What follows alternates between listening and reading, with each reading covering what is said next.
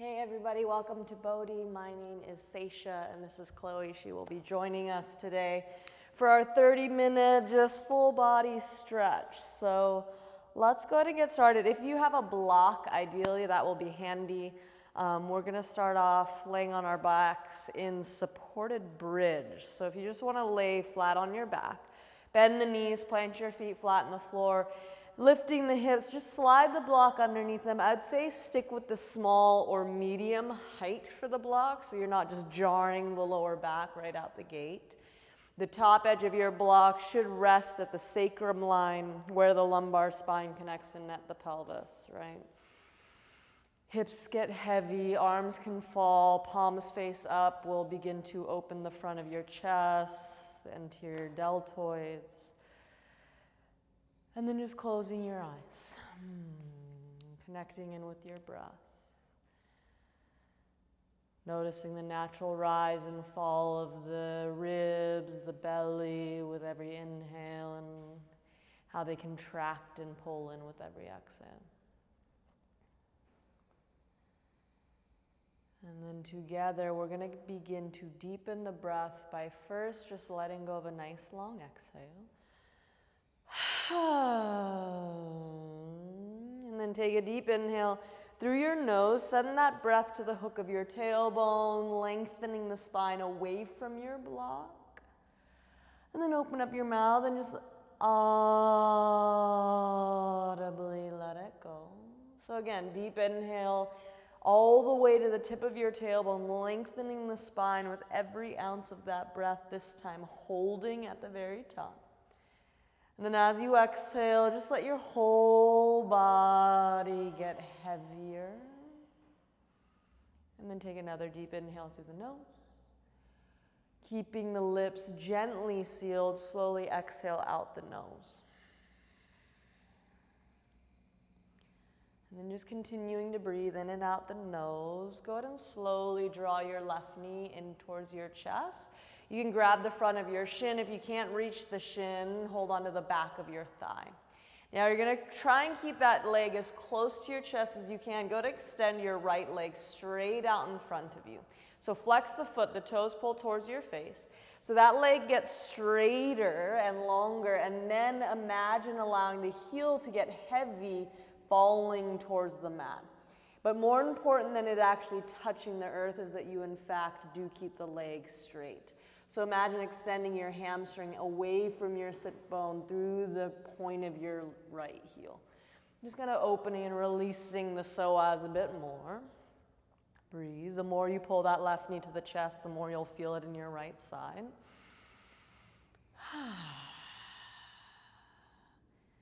And then go ahead and slowly bend your right leg, foot flat on the floor.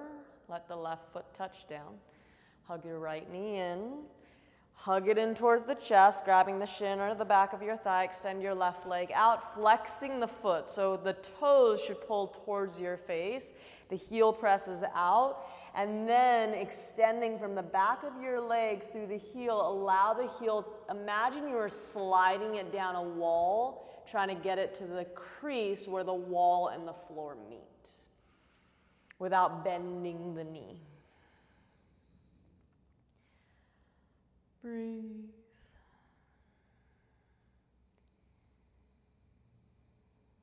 Remember, the closer that right knee comes to the chest, the more you feel it in the left side of your psoas. And then slowly just bend that left knee, let the foot fall back underneath, release both feet to the ground, lift your hips up, remove your block, place it off to the side, and then let the hips touch down, hug your knees into your chest. So with the knees into the chest, I want you to lift your head, your neck, your shoulders, and grab onto the outer edges of your feet with your hands. Imagine pulling your knees towards you, but at the same time pushing your feet away from you. That should create a little opening in the front of your hips. Pull the belly and knit your ribs in. If your chin is digging into your chest, look up towards the ceiling and then reach your arms up towards the ceiling. Palms face each other. Imagine you're holding an imaginary block between the hands so they're actually closer rather than further apart. Now keeping the right knee as close to the chest as you can, you're going to extend the left leg out a comfortable distance, hovering it from the ground. It could be 2 millimeters, 2 inches, 2 feet. Belly tight. Try and get the lower back flat on the floor. And then slowly draw that left knee back to the chest. Maybe curl the hips up a little bit. And then extend your right leg out. Flex the foot, left knee stays as close to the body as you can. Belly pulls to the spine so your lower back flattens out in the mat. Try to lift those shoulders up. And then draw the right knee into your chest. Pause, curl the hips up a little bit, pull the belly in. And then very slowly extend both legs out. Hover them a comfortable distance. You know they're too low if your lower back pops up off the ground. Pull the belly, and if this is enough, stay. If you want a little more, reach your arms over your head without letting your shoulders collapse. Last 3. Breathe 2. And then hug your knees into your chest. Grab the backs of your thighs. Go ahead and begin to rock backwards and forwards, up and down. Find the momentum you need to come to downward dog. Crossing one shin in front of the other. Plant your hands. You could step back, jump back, get there however you need to. Feel free to pedal out your feet. Come up and down on your toes. Make sure you do look at the hands and make sure they did land jetting straight out from your shoulders.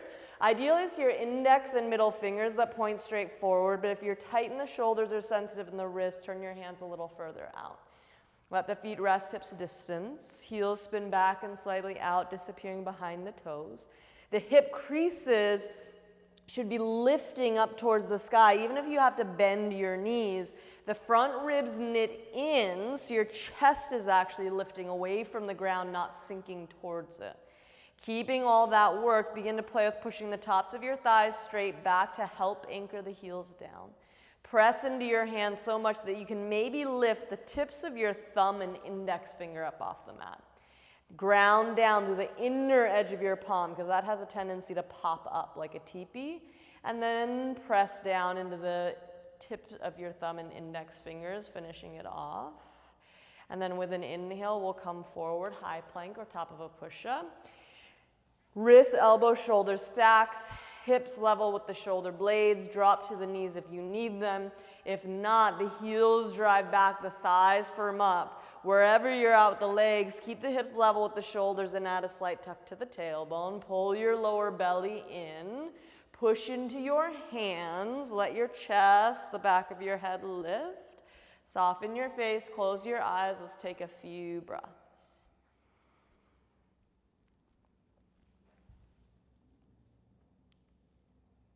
And then taking a deep inhale. Exhale, downward dog, lift your hips. Inhale, come forward, high plank. If you need your knees, use them. Lean forward with the shoulders, and then exhale, chaturanga. Inhale, cobra or up dog, just stay gentle. And then exhale, roll over the toes, lift the hips, downward dog. From downward dog, let's go ahead and inhale, bend the knees, draw the hips way back and look forward. Exhale, take a giant step, walk, or maybe jump to the front of the mat. Inhale, flat back, lengthen the spine. And exhale, fold in. Now with the flat back, inhale, circle your arms to the sky, Tadasana, mountain pose. Maybe watch your palms kiss. Exhale, hands to heart center. Inhale, circle your arms to the sky. Exhale, bow forward towards the earth. Inhale, flat back. As you exhale, you're going to plant your hands, but only step your left foot way back, land on the toes. Sink your hips forward and down as you think cobra, up dog in your shoulders. Lengthen the spine forward as your hips get heavy, lift through the left thigh. Pull the belly tight. Take an inhale. As you exhale, hands plant, step back, downward facing dog. From downward dog, let's inhale the right leg to the sky. Bend the knee and open up your hip, wrapping the right hip up to the ceiling, but make sure you hug that outer right shoulder down towards the mat so your torso stays square. Now finding the tippy toes of your back foot, exhale, pull the knee down and across to your left elbow. Inhale, lift the leg, bend the knee and open the hip. Exhale, knee towards your right elbow or tricep. Inhale, stretch it back and open it up.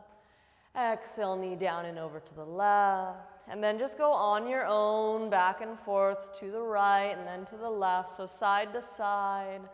The top of your inhale, with every breath, you open the hip towards the sky, cinching in the waist with every exhale as the knee comes towards the arm. Breathe. And then the next time you have your leg lifted, the hip opening, pause, take an inhale, lift the hips a little higher. And then exhale, knee to chest, look forward and step next to your right thumb.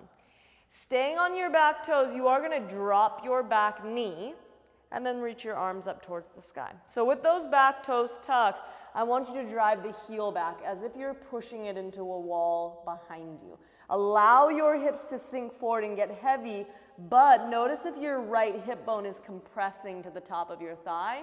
I want you to pull your front leg just straight enough that you can tuck your tailbone down, lift the front of your pelvis up, and then once your pelvis is neutral, draw the inner right thigh forward to get the knee to the ankle. Knit the front ribs in, get those arms straighter and stronger, triceps wrap forward. So what I want you to really pay attention to is from the hips up. Nothing should change, but you're going to begin to drive that left heel back enough that you can lift the left knee up off the ground. Pause, neutralize the pelvis, so draw the tailbone down, lift the front of your hips up.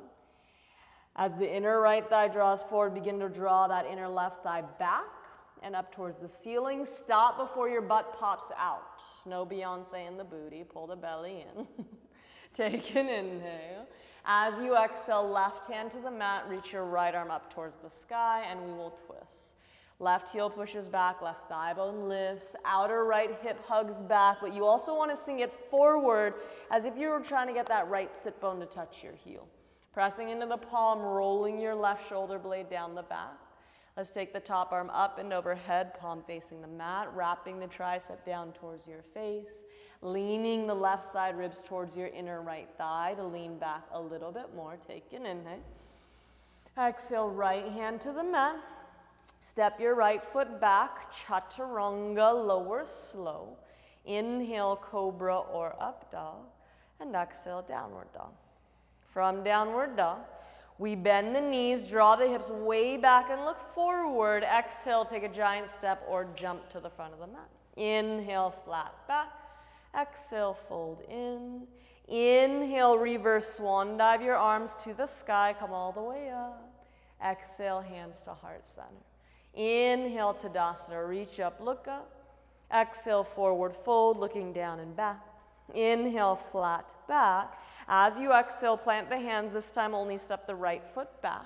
Landing on the toes, think cobra up dog in your shoulders, pulling the chest forward, letting the hips get heavy, but don't let your back knee get heavy. Lift through your right thigh. You should feel a nice stretch along the front of your right hip.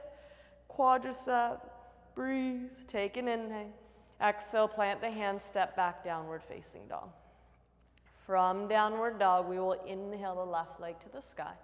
Bend the knee and open your hip. Remember, the hip is lifting, but that left shoulder is wrapping down. Take an inhale. As you exhale, pull the knee down and over to the right elbow first, twisting. Arms stay straight. Inhale, lift that leg, open the hip. Exhale, knee to your left arm. Inhale, stretch it back, open it up. You know what's coming, right to left to right, whatever pattern, whatever arm you're at. Just find your pattern, follow your breath. Just remember you have two arms, and those are the 2 points you pull your knee to in between lifting the hip with every inhale.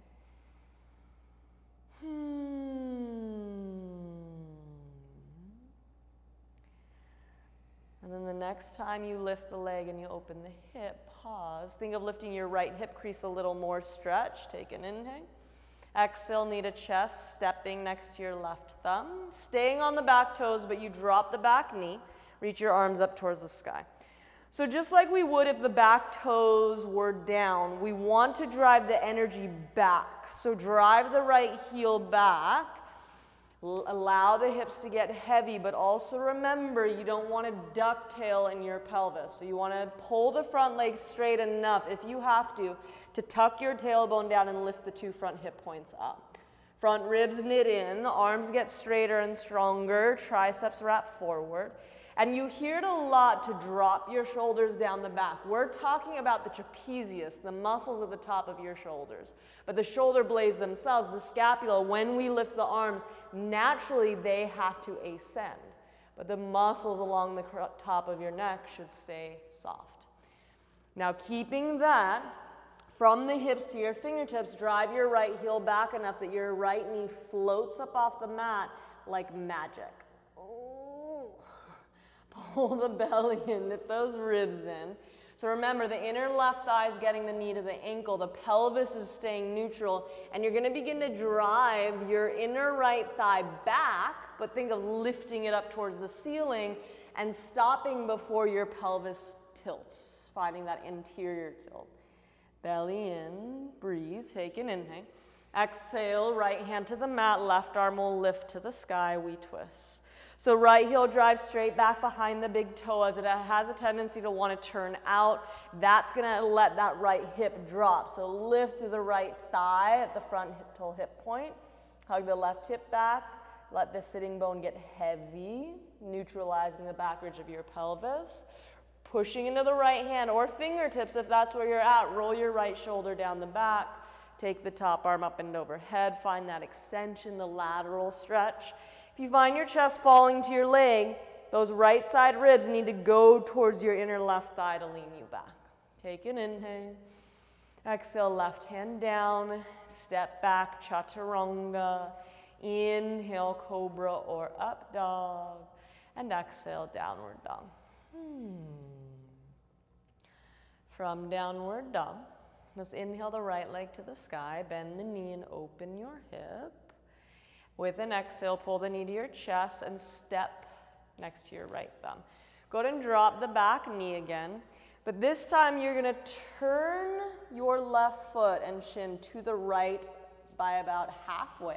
And then reach your arms up towards the sky.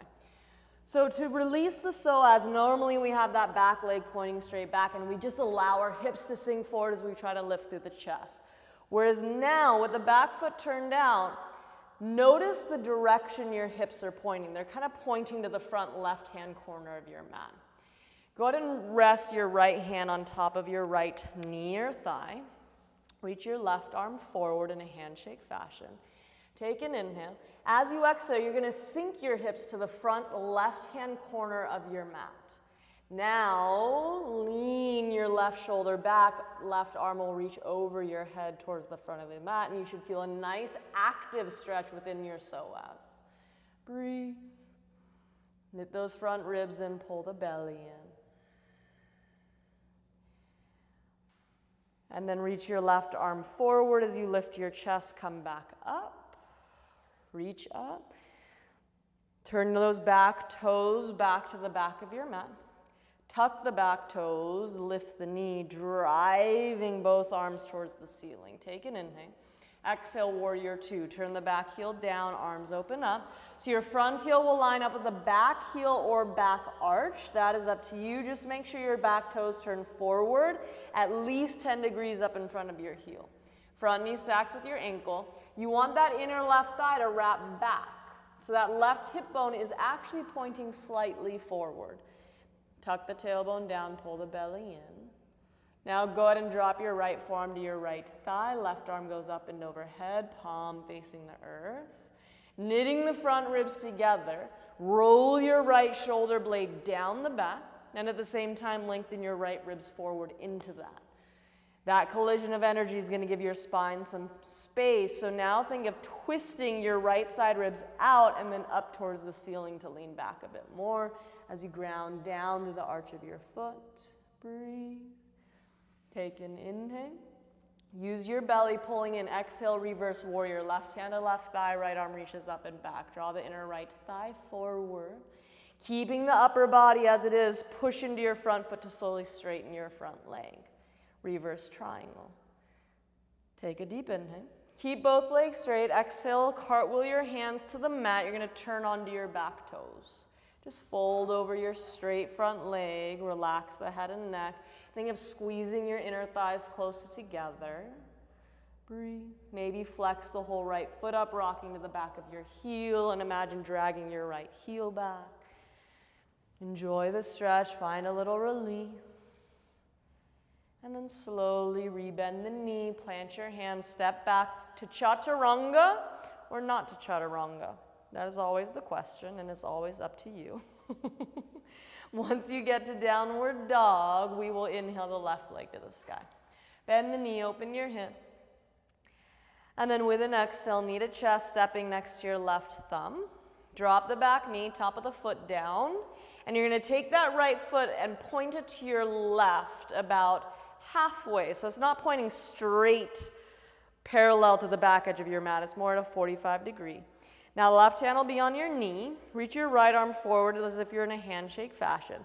And remember, you're going to squeeze your glutes and sink your hips towards the front right-hand corner of your mat.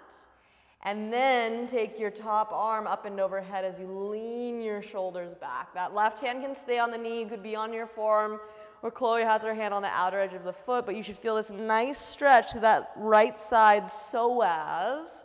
It's a muscle that we use a lot in yoga, but have a very difficult time stretching. So breathe into it.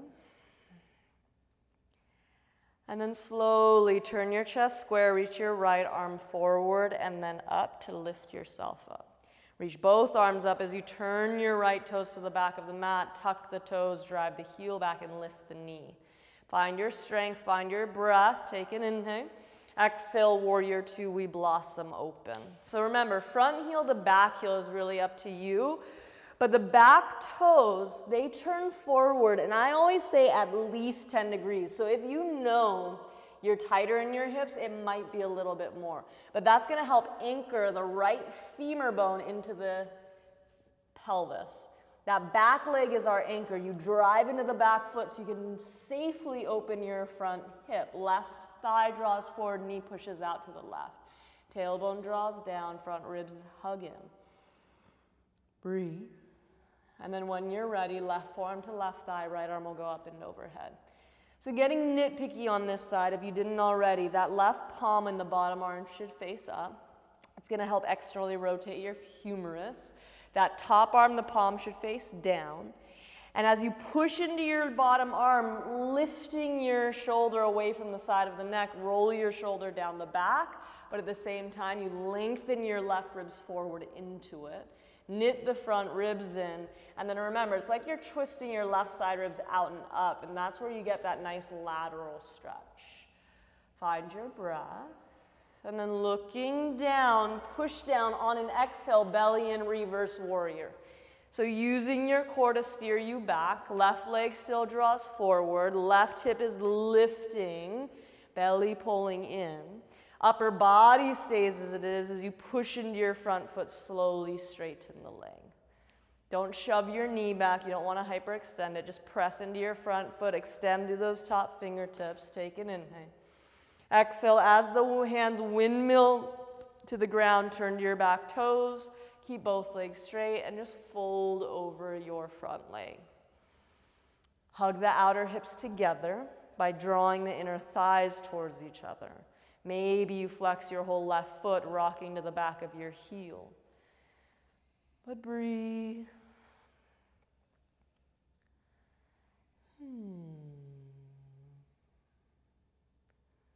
And then slowly rebend your front knee. Plant the hands, step back, chaturanga, take a vinyasa or don't. We'll meet you in downward dog. Once you reach downward dog, go ahead and just take a nice deep inhale through your nose. Hold this breath at the very top. And then open up your mouth. Drop to the knees. Cross one ankle over the other. Sit back behind your feet. Bring your legs out in front of you. Scoot forward so you're not so far back on the mat. Bend your knees, reach forward, and then just slowly roll down vertebrae by vertebrae until you're flat on the back. Once you're flat on the back, plant your palms next to your hips. Kick your legs straight up to the sky. So this might even be as far as you go, flexing the toes towards the belly. If you can go upside down safely, you don't have any neck injuries or issues within the cervical spine, you're going to take an inhale. As you exhale, pull the belly and push into your hands. Try and drive your feet up and overhead. So if your feet touch the ground, they can rest there. If they don't, I would like you to put your hands into the back of your hips, so you're putting more weight into your elbows than you are into your neck. You don't want to feel any pressure in your C7. It's the knobby bone that sticks out at the top of our shoulders. Wherever you're at, whether the feet touch the ground or not, keep the legs straight and flex the feet. So if the feet are on the ground, you're resting on the bottoms of your toes rather than the tops of the toes. Breathe.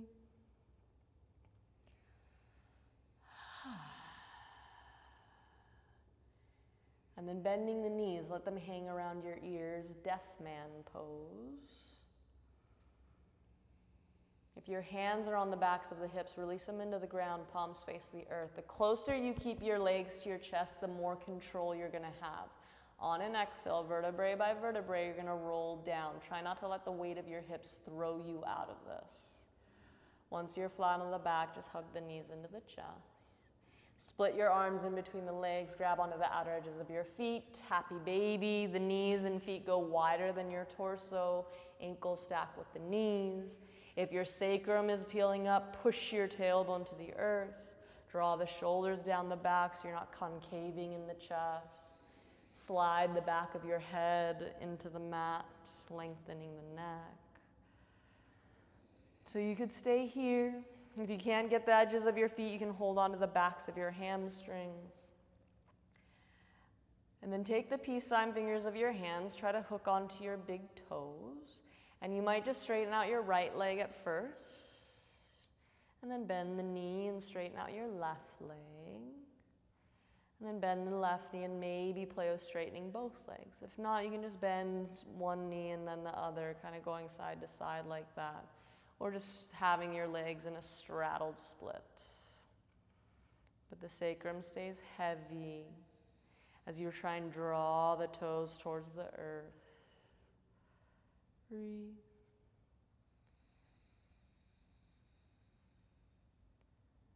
And then go ahead and hug the knees into the chest. Open the arms out to a T. Look to the right. Let both legs fall to your left. Just a gentle twist.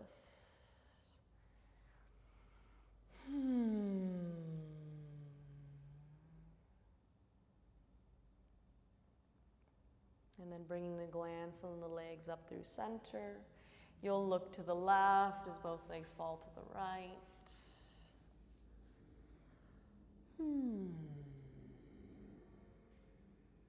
Few deep breaths.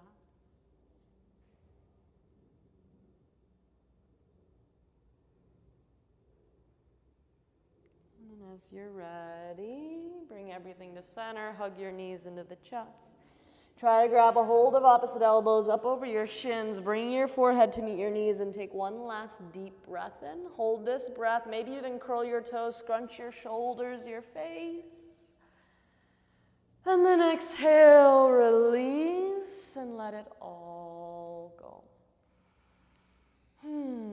Savasana. So your legs go long, feet flop open. Arms fall out and away from the body, palms facing up. Your eyelids close. Your face gets soft. And you finally give yourself permission to let go completely. So don't worry about telling your body what to do or where to go. The mind can even let go of your breath. So that ultimately you, the soul, can step aside, finding a few moments where you can rejuvenate from the inside out, filling your cup, so to speak, so you can then go out and be of better service.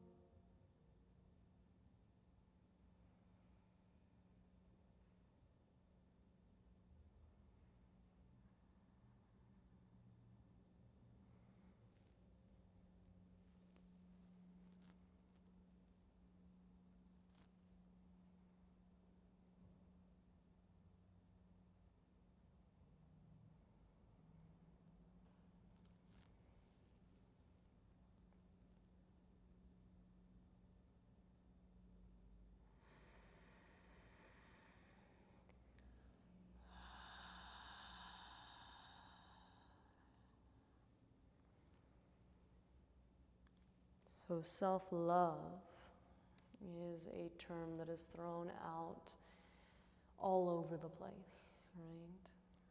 But oftentimes people's idea of self-love is giving into instant desires of right here, right now. Whether that is going and taking a day spa, maybe ordering a pizza, sitting on the couch, eating a carton of ice cream, right? Just giving into these sensual pleasures. When in reality, the deepest form, I think, of self-love is the opposite side of that coin, where we actually take a few moments and actually withdraw our senses, kind of take a few moments to really ask and get in tune with, is what I'm about to do going to fill me up from the inside out? Rather than just giving me these temporary flickers of feeling good, down the road over a sustained amount of time, what is it going to do for me? But on the deepest form, self-love actually comes from Ayurveda. And in that practice, they're talking about self-love for you, the eternal soul. So finding yourself moments where you spend more time out in nature, maybe sitting in prayer or meditation, self-introspection.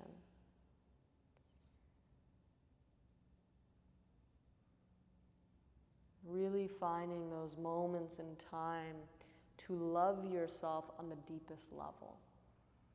You, the spiritual being, a step removed away from the temporary and material, mundane pleasures of life.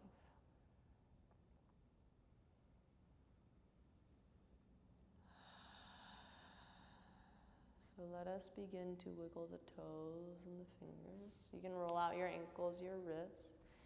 Stretch your arms up and overhead, point through the toes. Take a deep breath in. And as you're ready, gently roll to your right hand side. Your right arm can be used as a pillow. Draw the knees towards your chest. And then with your eyes still closed, you can walk yourself up to a comfortable seat. Sitting up tall, resting your hands on your knees, your thighs, or bringing them to heart center, but closing your eyes, coming back to your breath.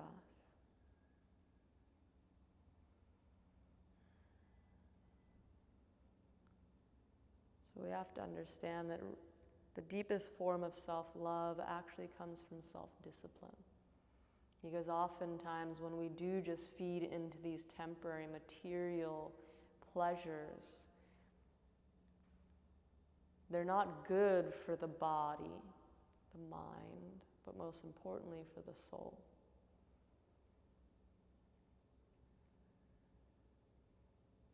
So as you go throughout your day, your life, and you have these moments of wanting to practice self-love,